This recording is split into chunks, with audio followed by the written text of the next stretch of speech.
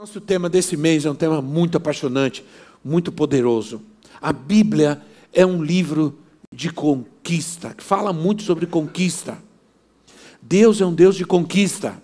Ele conquistou a nossa vida. Sim ou não? Você precisa saber que foi Deus quem conquistou a sua vida. E olha que Ele teve muito trabalho para isso. E alguns de vocês, Ele ainda está tendo muito trabalho, porque Ele quer conquistar a sua vida. Mas nós vamos começar nos lembrando um pouco sobre quando o povo de Israel saiu do Egito. Eu sei que talvez você não seja uma pessoa que tenha lido muito a Bíblia e não conhece muitas histórias da Bíblia, mas quem não conhece os 10 mandamentos, né? Quem já não viu o filme, quem já não leu a história, quem não sabe dessa história da saída do povo de Israel do Egito, das 10 pragas do Egito e tudo isso, o povo de Israel foi 430 anos escravos no Egito. Agora vejam o que acontece no dia em que o povo de Israel saiu do Egito, esses escravos saíram do Egito. Olha o que a palavra de Deus diz. Êxodo capítulo 12, versículo 41. Se você não tiver Bíblia aí, você vai poder ler aqui. Diz assim: no dia, quando se completaram os 430 anos, todos os exércitos do Senhor saíram do Egito. Agora, como assim? Foram 430 anos escravos. Aí a Bíblia diz que ao se cumprirem 430 anos, os exércitos do Senhor saíram do Egito. Eram escravos ou eram soldados? Na verdade, soldados era como Deus os via. É como Deus enxergava o seu povo, como um exército, como soldados. Era a visão de Deus naquele momento. E qual é o propósito maior de um exército? Qual é? Conquistar. Nenhum exército é exército para perder, para ser vencido, para ser conquistado. O propósito de um exército é conquistar. Qual é o propósito de um soldado? Conquistar. É ser um instrumento para essa conquista. É ser um instrumento de Deus para essa conquista. Mas uma coisa aqui é interessante. Qual era a mentalidade do povo? Porque a mentalidade de Deus era que o seu povo era um exército e eram soldados que estavam saindo do Egito. Mas qual era a mentalidade do povo? E esse é o tema da minha pregação. Uma mentalidade de conquista. Qual era a mentalidade do povo? Êxodo 14, 12.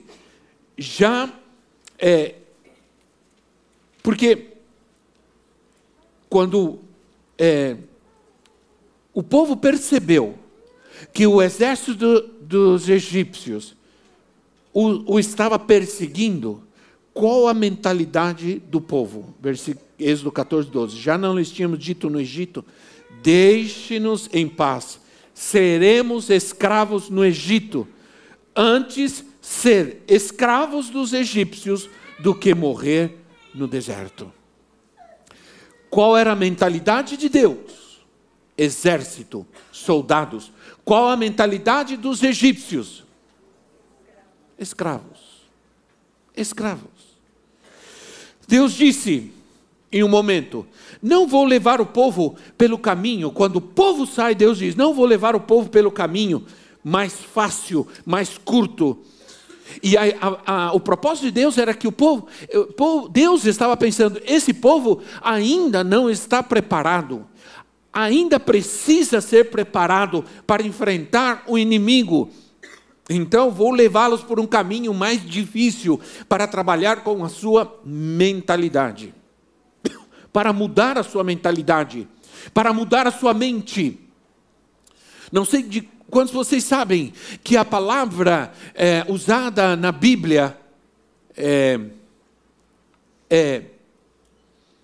para mudança de mente, a palavra metanoia. E é isso que significa, isso que significa nossa salvação. É isso que significa arrependimento. Quando Jesus começou a pregar em Mateus capítulo 4, versículo 17, ele diz assim: arrependei-vos. A palavra arrependei-vos é a palavra metanoia, que significa mudança de mentalidade. Mudança de mente. Quando Deus te tirou do mundo, Deus começou um processo de transformação. Paulo diz assim: não vos conformeis com esse mundo, mas transformai-vos pela renovação da sua mente, do vosso entendimento. Então nós estamos num processo, não é uma lavagem cerebral, não, é uma transformação na mentalidade, no meu modo de pensar, para tirar uma mentalidade escravagista, uma mensagem de escravo, para uma mensagem de conquistador, de vitorioso, de vencedor. Eu creio nisso, eu só posso crer nisso, eu não posso crer em outra coisa, eu creio na Bíblia.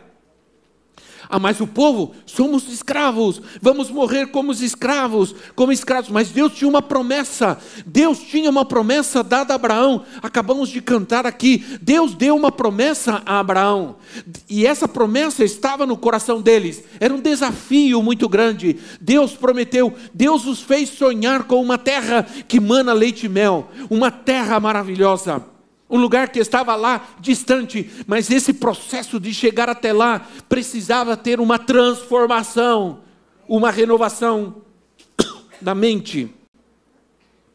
A conquista, ela tem alguns ingredientes, e eles são sonho, desafio e promessa. Amém, irmãos? Se nós vamos conquistar algo. Quando a gente perde os sonhos, a gente deixa de ter desafios e já não há promessas em nossas vidas, a gente deixa de caminhar nessa terra como Deus quer. A gente é vencido, a gente se torna escravo. Jesus disse em João capítulo 8, aquele que comete pecado, ele é escravo do pecado. Ele é escravo do pecado. Quando eu não tenho sonhos, visões, desejos, a Bíblia diz: deleita-te no teu Senhor e Ele concederá os desejos do teu coração. Amém. Deus disse: então não vou levar esse povo por um caminho mais fácil. Eles vão ter que enfrentar dificuldades. Porque Deus estava preparando o seu povo para a conquista. Muitas vezes, os momentos difíceis e as situações difíceis no nosso caminhar não têm o propósito de nos derrubar, mas têm o propósito de nos preparar para algo maior, para uma conquista.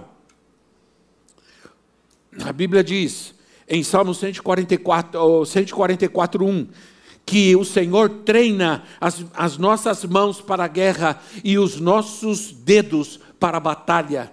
Sempre estamos num processo. Como pode ser? Deus nos está treinando, Deus nos está preparando. É para uma guerra, é para uma batalha, é para uma conquista.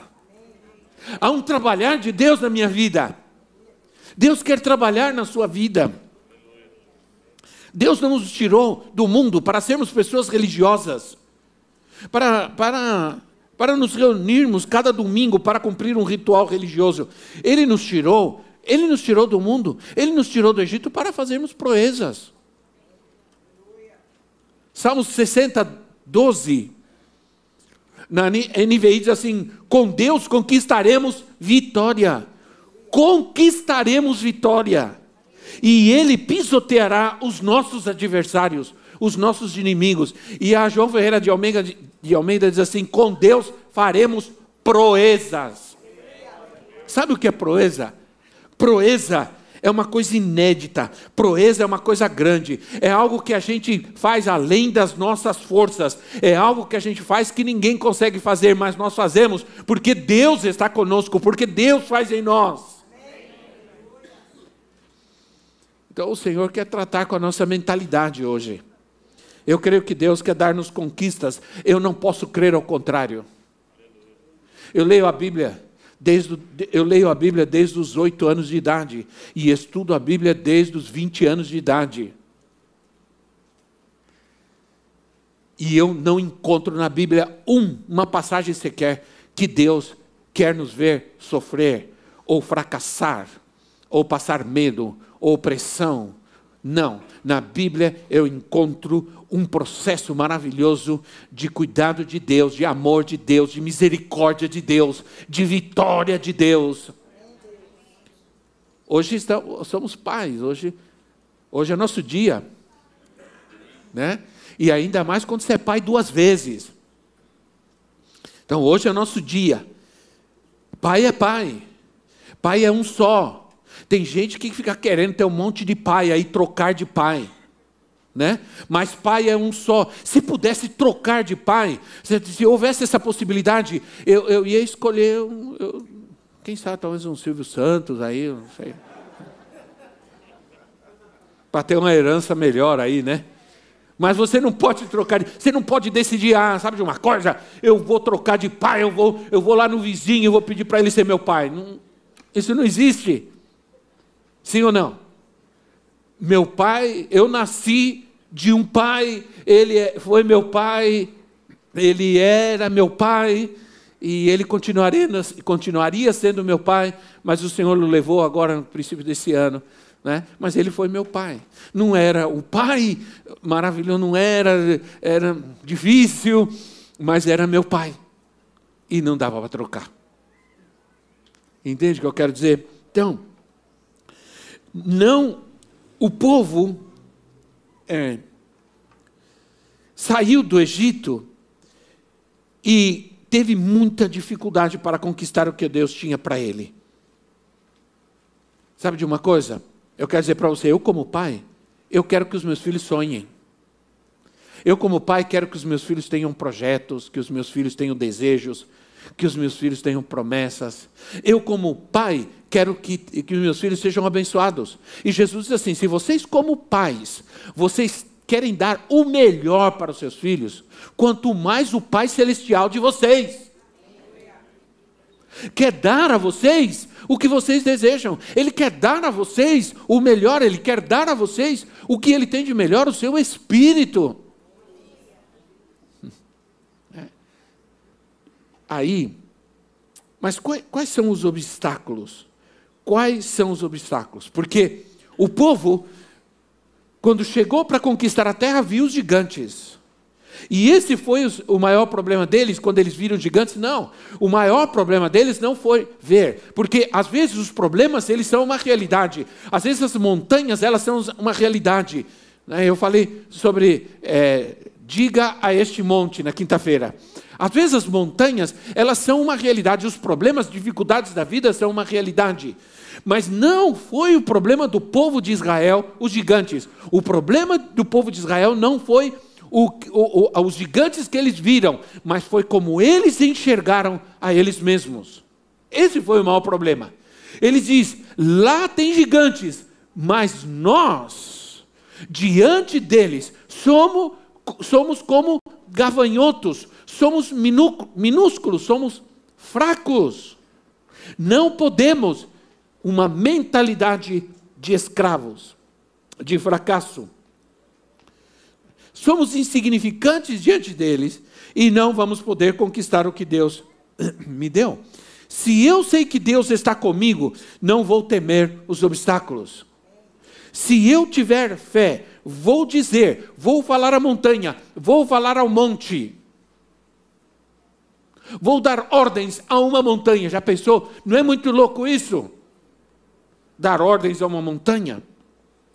Quais são os maiores obstáculos à nossa conquista? Deus quer que você seja, eu não tenho tempo, eu preciso trabalhar rápido, mas eu sempre trato de primeiro trazer uma convicção, um fundamento, para que você entenda o que Deus tem para você. E a minha intenção hoje é firmar no teu coração a certeza de que Deus tem uma conquista para você. Deus quer que você conquiste. Que você seja um conquistador. Você já foi conquistado por Ele. Você já foi conquistado pelo Senhor. Agora, Ele quer que você conquiste o melhor dessa terra para a sua vida. Isso não é... Quinta eu falei sobre isso. Eu não creio em confissão positiva. Eu creio em confissão bíblica. Eu creio que está na palavra de Deus. Confissão bíblica. Quando você confessa o que a palavra de Deus diz, Jesus saiu, encontrou uma figueira, foi procurar fruto, não encontrou fruto, disse para a figueira, morre, seca, e ela secou imediatamente. Jesus não disse, quando você encontrar montanha na sua vida, ora, repreende, faz campanha, vai para o monte, não. Ele diz, diga para a montanha. Ele não mandou orar, ele mandou dizer, ele mandou falar. Porque o que nós falamos é o que nós temos no nosso coração, na nossa mente, no nosso interior. Nossa mentalidade controla a nossa linguagem. Se nós temos uma mentalidade de escravo, nossa linguagem será uma linguagem de escravo. Mas se nós temos uma mentalidade de fé, nossa linguagem será uma linguagem de fé. Nós estamos dizendo, Senhor, vai até aquele hospital, tua palavra, tua presença, e ministra a cura na vida do teu filho. Minha mentalidade pode me manter em uma condição de escravidão. A mentalidade de escravo me faz, às vezes, acreditar que essa é a minha condição, que eu não vou conseguir sair disso, que eu não vou vencer essa dificuldade, que eu não vou vencer essa pressão, opressão na minha vida, que eu não vou melhorar, que eu não vou crescer, que eu não vou prosperar, que não tem mais nada para mim. Não. Aí eu quero falar sobre algumas coisas que limitam a nossa conquista. Rapidamente, eu quero... Vamos ler, porque senão a gente não consegue entender bem, né? Deuteronômio 1, Deuteronômio 1, versículo... Vamos ler do versículo 19. Do versículo 19. Deuteronômio 1, diz assim: Depois, conforme o Senhor, o nosso Deus, nos tinha ordenado, partimos de Horebe e fomos para a terra dos amorreus, passando por todo aquele imenso e terrível deserto que vocês viram, e assim chegamos a Cades Barneia.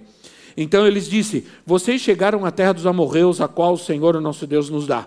Vejam, o Senhor, o seu Deus, põe diante de vocês essa terra. Entrem na terra, tomem posse dela, isso é, conquistem, conforme o Senhor, o Deus de seus antepassados, lhe disse. Não tenham medo, nem desanimem. Vocês todos vieram dizer-me, mandemos alguns homens à nossa frente em missão de reconhecimento da região, para que nos indique por qual caminho subiremos e quais cidades iremos. A sugestão pareceu-me boa, por isso escolhi 12 de vocês, um homem de cada tribo. Eles subiram a região montanhosa, chegaram ao vale de Escol e exploraram. Trouxeram alguns frutos da região com o seguinte relato. Presta atenção. Essa terra que o Senhor, o nosso Deus, nos dá é boa. Por quê? Porque tudo que Deus nos dá é bom. Não existe nada ruim que venha de Deus. Tudo o que Deus faz é para o nosso bem. Tudo que Deus tem para nós é bom. Agora entende? Eles foram, olharam a terra e disseram, está lá, a terra que Deus nos deu, a terra que Deus nos prometeu, ela é boa. Vamos entrar e vamos conquistar. O que aconteceu?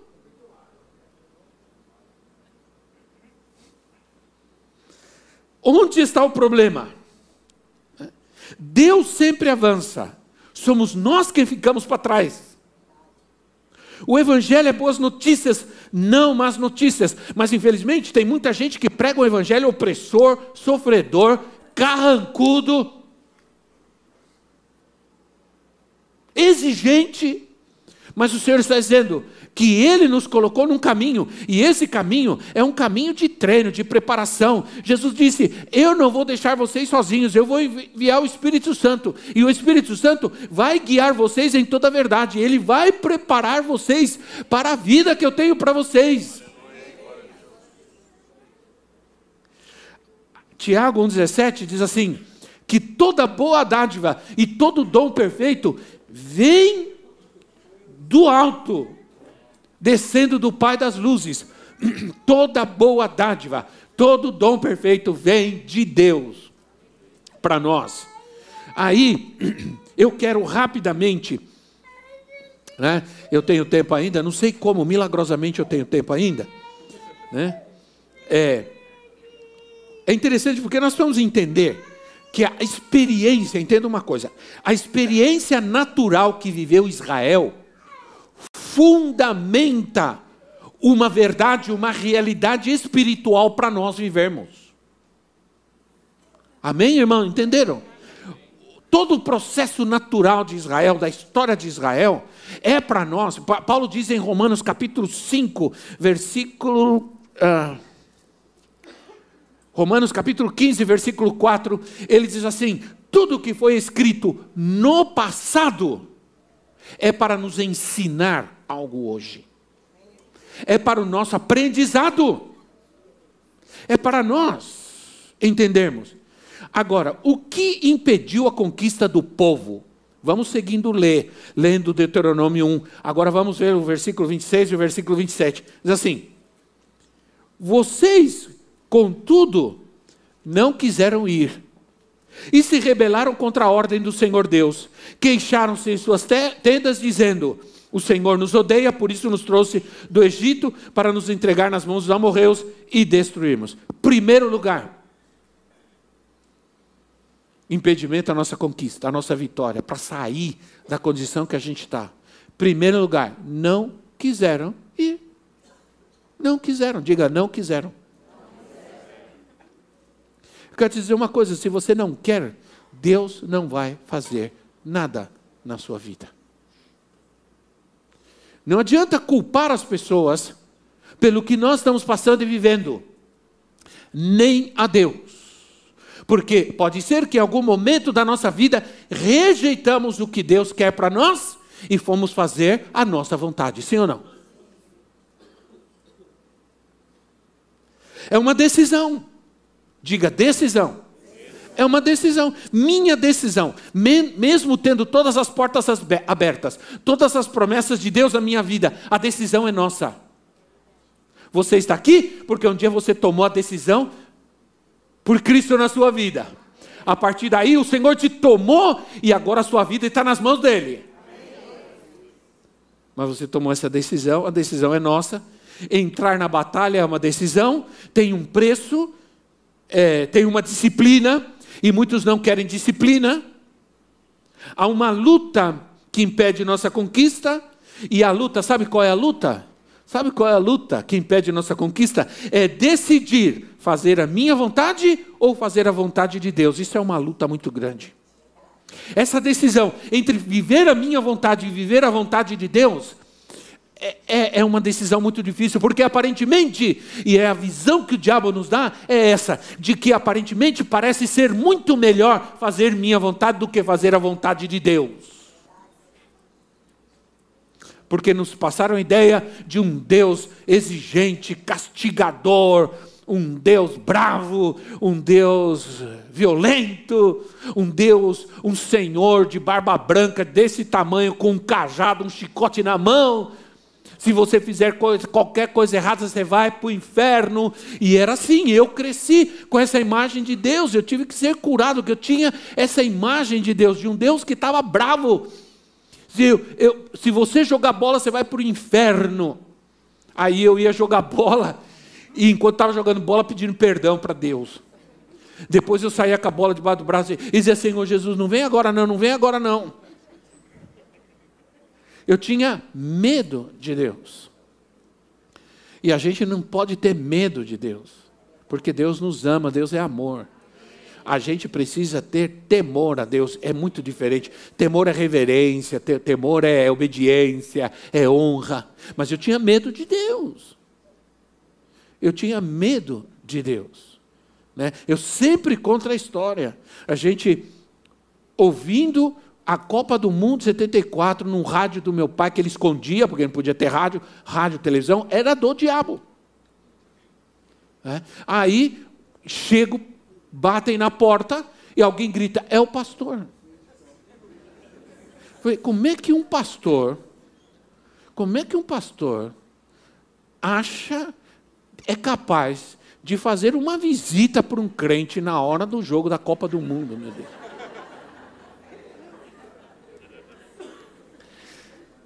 Aí, quando eu gritar, é o pastor, você sabe aquela correria quando você vai? Você vai, em vez de buscar para diminuir, você aumenta. Porque aí você se atrapalha, você quer diminuir e aumenta. Aí o rádio, puxei e joguei o rádio pela janela. Eu vivi essa infância, porque eu fui atormentado com um Deus que está sempre bravo, que não deixa a gente fazer nada, que não quer. Não. Nós aprendemos uma coisa, que a vida cristã é um estilo de vida maravilhoso.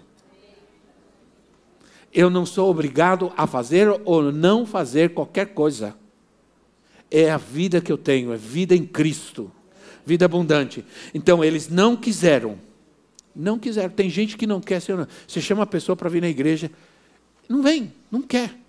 Deus está chamando, não quer. Aqui vai ter que ser uma luta, uma batalha. Não desista, porque é uma batalha, é uma guerra. Vamos para a igreja. Sempre é uma desculpa, mas na verdade o fundamento é, não quero. Deus está chamando, Deus quer dar promessa, Deus quer abençoar a tua vida. Você não quer. Segundo lugar, se rebelaram. Aí a coisa fica pior, né? Se rebelaram. A rebelião limita a minha conquista. Eu quero fazer as coisas à minha maneira. Eu vejo a Deus da minha maneira, eu quero seguir a Deus do meu jeito. Não existe seu jeito de seguir a Deus. Só existe o jeito de Deus. E eu quero decidir meu próprio caminho. Mas a Bíblia diz que muitas vezes os nossos caminhos não são os caminhos de Deus. Nem os nossos pensamentos, os pensamentos dele. Temos que entender que sujeitar-se a Deus é uma bênção. Diga comigo, é uma bênção. Obedecer a Deus é uma bênção. Amém? É uma bênção. Agora, se desobedecer a Deus é rebelião. E a rebelião, a Bíblia diz que o rebelde vai viver em lugares áridos, em lugares difíceis. A Bíblia fala sobre isso. O rebelde anda por lugares áridos, secos, sem vida, sem alegria, sem bênção, sem prosperidade. E a gente tem que ser bíblico, nós temos que pregar a palavra de Deus. Custe o que custar. Vai chegar algum momento que vai custar muito caro pregar a palavra de Deus.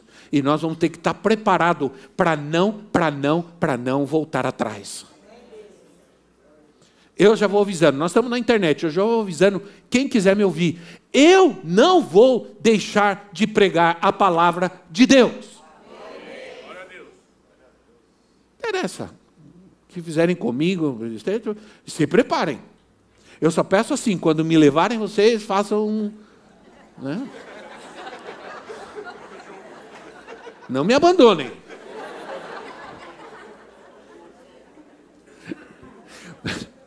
Mas vai chegar um momento difícil, né? Quantos nós sabemos? Nós temos que sujeitar-nos, renunciar à vontade. É desejo, é confissão, né? É convicção, é seguir a convicção, a minha convicção. Ninguém pode mudar, nada pode mudar minha convicção, porque ela está baseada nessa palavra, acabou. Não vou negociar, não vou vender, não vou trocar por nada.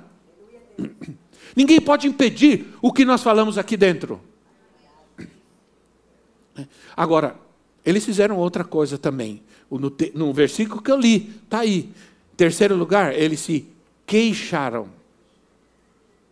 Queixar significa bater o queixo. Eles se queixaram. Agora, presta atenção uma coisa. A Bíblia é tremenda, né? Onde eles se queixaram? Onde eles se queixaram? Nas suas tendas.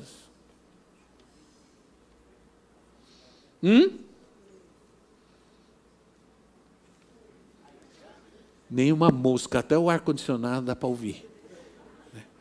onde eles se queixaram. Queixar significa murmurar, reclamar de alguém, de algo. Onde eles se queixaram? Nas suas tendas, nas suas casas. Porque tem muitos filhos, muitos de nossos filhos já não têm sonhos em Deus. Não querem saber da igreja, não querem saber de pastor. Eles passaram muito tempo ouvindo as queixas e as reclamações dos seus pais. Do pastor, da igreja, isso, o pastor é aquilo, é tudo. Queixar significa falar entre os dentes, reclamar, murmurar, falar entre os dentes, falar baixinho. Sempre está envolvido falar de alguém, falar sobre algo. Quantos de nós passamos situações tão difíceis, tão gigantescas, que parece que nós não vamos conseguir vencer. Mas a nossa linguagem está nos atrapalhando a conquistar. Como eu disse, você tem que dizer ao monte. Isso está em Marcos 11, 23. Eu preguei isso na quinta-feira. Quinta-feira, aliás, a culto de quinta-feira está uma bênção. Se alguém disser a esse monte, a oração deve seguir nossa confissão, não nossa necessidade,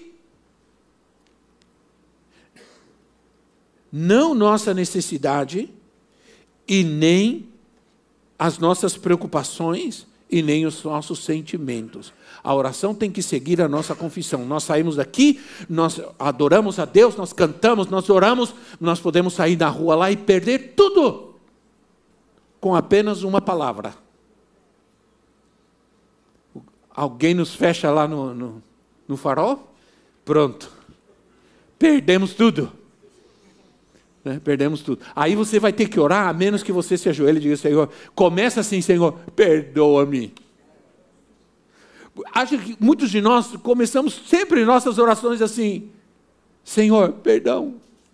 E Deus ama quando você vai arrependido, quando você reconhece que falou, fez o que não devia. Mas a nossa oração tem que seguir nossa confissão. Por isso nós temos a palavra de Deus. A Bíblia e a oração são duas coisas que caminham juntas. Nós precisamos dessas duas coisas para vivermos em Cristo e para termos nossa conquista. Amém? E em último lugar, preciso terminar. Cadê? Me ajuda, socorro. Versículo 32, eu quero ler com você. Versículo 32 assim: apesar disso, aí eu vou dizer, apesar do quê? Apesar disso, vocês não confiaram no Senhor, o seu Deus. Apesar de tudo, vocês não creram. Vocês não confiaram. Depois do quê? Depois de tudo que Ele fez. Ele tirou vocês do Egito, Ele fez milagres, Ele abriu o mar vermelho, Ele abriu um caminho para vocês no mar. Sabe o que é isso? Falar que nem velhinho, no mar. No mar. Ele abriu um caminho no mar. Ele abriu um caminho no deserto. Ele estava com o seu povo. O texto diz que ele andava, o povo caminhava, e à frente do povo ia o anjo do Senhor, e uma coluna de nuvem de fogo, Espírito Santo. Glória a Deus. Espírito Santo está conosco. Ele abriu as águas agitadas, para que o povo andasse um caminho no mar, um caminho no deserto. A gente canta sobre isso, né? Caminho no deserto, alguma coisa assim. Aí diz que no momento que eles atravessaram o mar, o anjo do Senhor e a nuvem que estava na frente veio para trás, para proteger, para cuidar, porque agora o caminho já estava aberto. Irmãos, isso é poderoso. A Bíblia diz, no versículo 31, diz: Deus cuidou de vocês em todo o caminho. Olha tudo que Deus fez. Agora vocês não confiaram no Senhor. Mas aí, eu vou terminar com uma palavra de Deus para nós. profética. Profética. Quantos vão receber essa palavra? É uma palavra profética. Não é de hoje que o Senhor vem falando: eu vou fazer de novo. Eu vou fazer de novo. Eu, com o grupo americano que esteve aqui, trouxe uma palavra profética para mim. E a palavra foi: eu vou te falar outra vez. Deus diz assim: eu vou falar para você outra vez. Você ouça: eu vou fazer de novo. Agora, olha que maravilhoso. Isso, Isaías 43, versículo 16 a 19. Isaías 43.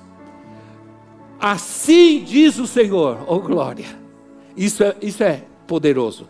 Assim diz o Senhor, aquele que fez um caminho pelo mar, uma vereda pelas águas violentas, que fez saírem juntos os carros e os cavalos, o exército e seus reforços, e eles jazem ali, para nunca mais se levantarem, exterminados, apagados como um pavio.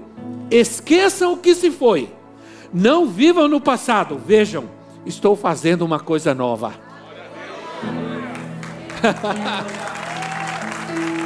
Aleluia! Essa é uma palavra de Deus para você. Esqueça o que ficou no passado. Estou fazendo uma coisa nova. Ela já está surgindo. Vocês não percebem. Até no deserto vou abrir um caminho e riachos nos ermos. Vocês não estão percebendo? Eu já estou começando. Eu estou movendo as peças. Você não está aqui à toa. Deus te moveu. Deus te trouxe. Está movendo as peças para cumprir o seu propósito, para trazer um caminho novo.